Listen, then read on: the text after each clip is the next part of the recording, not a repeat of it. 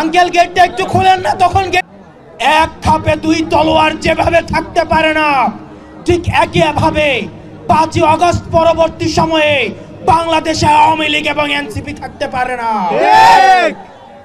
যদি কেউ আওয়ামী লীগকে পুনর্বাসন করতে চায়,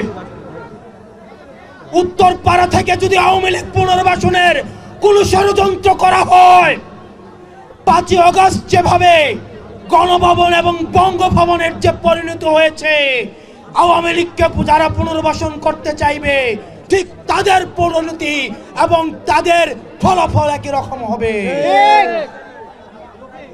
প্রিয় দেশবাসী, প্রিয় কুমিল্লাবাসী, আপনারা দেখেছেন গত 1.5 দশক সময়ে কুমিল্লাকে সবসময় বঞ্চিত করে রাখা হয়েছে। যখনই কুমিল্লা নিয়ে কোনো কথা হতো, এই ফ্যাসিবাদ হাসিনা সরকার এই কুমিল্লাকে সবসময় ব্যর্থজনতা করে রেখেছে। আমরা স্পষ্ট করতে চাই, এনসিপির নেতৃত্বে কুমিল্লার যতগুলো আসন রয়েছে, প্রত্যেকটা আসনে এনসিপির শক্ত অবস্থান আমরা গড়ে তুলব।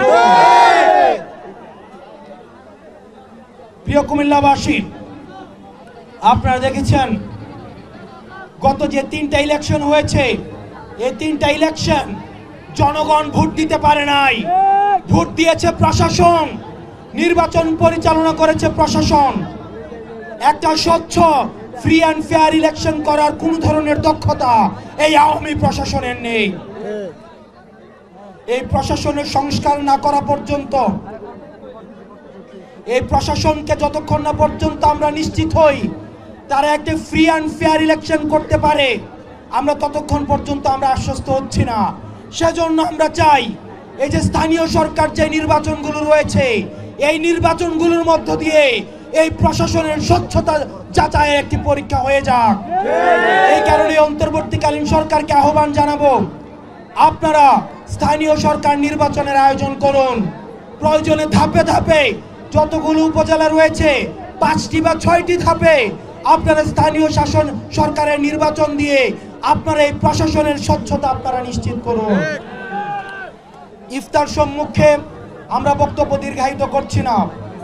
বাংলাদেশে যেভাবে আমরা জালিমকে হটিয়ে আমরা ইনসাফ প্রতিষ্ঠিত করতে পেরেছি, ঠিক একইভাবে আমরা বিশ্বাস করি পৃথিবীর প্রত্যেকটা প্রান্তে যেখানে নির্যাতিত রয়েছে, নিপীড়িত রয়েছে, আপনারা দেখেন গাজাতে কিভাবে আমাদের এই যে ইসরায়েলি বর্বরতা আমাদের গাজাতে শিশুদেরকে, নারীদেরকে, এই গাজার ধর্মপ্রাণ মানুষদেরকে, গাজার জনগণকে কিভাবে নির্যাতন এবং নিপীড়নের মধ্যে দিয়ে মেরে ফেলা হচ্ছে।